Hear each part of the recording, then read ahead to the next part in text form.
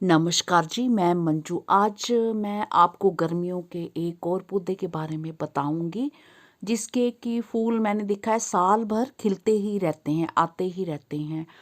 तो सर्दियों के टाइम कम हो जाते हैं, जहाँ जिन जगहों में सर्दियाँ बहुत ज़्यादा पड़ती हैं उन उस टाइम उसके जो पौधे जो ऐसे लगता है कि मर गए हों, पर वो मरते नहीं हैं, नीचे उनके ट्यूबर बने रहते हैं और जैसे ही मौसम चेंज होता है तो फिर से प्लांट्स निकल आते हैं। बट जैसे कि मैं इंडिया के सेंटर में रहती, झांसी में रहती हूँ, यहाँ खूब गर्मी पड़ती है, सर्दियों का बहुत कम टाइम होता है।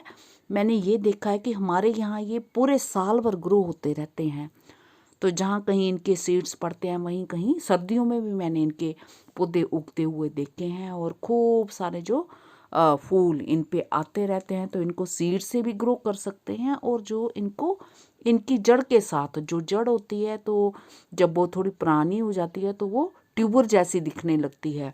तो मिट्टी पे वो बने रहती है, बस पानी डालो, सीज़न आने पे फिर वो उसके हरे भरे हो जाते हैं पौधे और खूब फूल देने लगते हैं और कोई ख़ास केयर नहीं करनी पड़ती। और जिन मेरे बहन भाइयों को के यहाँ जैसे क्यारियाँ बनी हुई हैं तो बॉर्डर के तौर पे इस पौधे को आप लगा सकते हैं और हमेशा ही ये बना रहता है।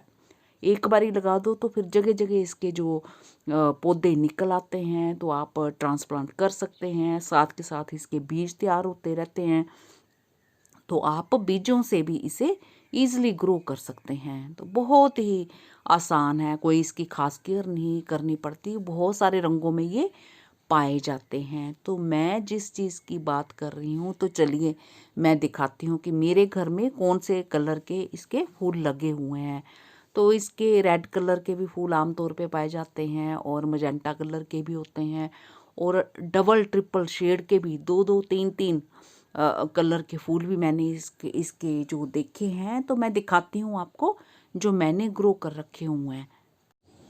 तो मैं इन खूबसूरत फूलों की बात कर रही हूँ, मिराबिलिस 4 o'clock भी कहते हैं इसे। तो शाम के टाइम ये खिलना शुरू हो जाते हैं और खूब सारे ये खिलते ही रहते हैं। तो मैंने ये देखा हमारे यहाँ तो ये सर्दियों में भी कुछ कुछ एक फूल इसके खिलते रहते हैं, ज़्यादा नहीं, पर गर्मियों में खूब सारे खिलते हैं।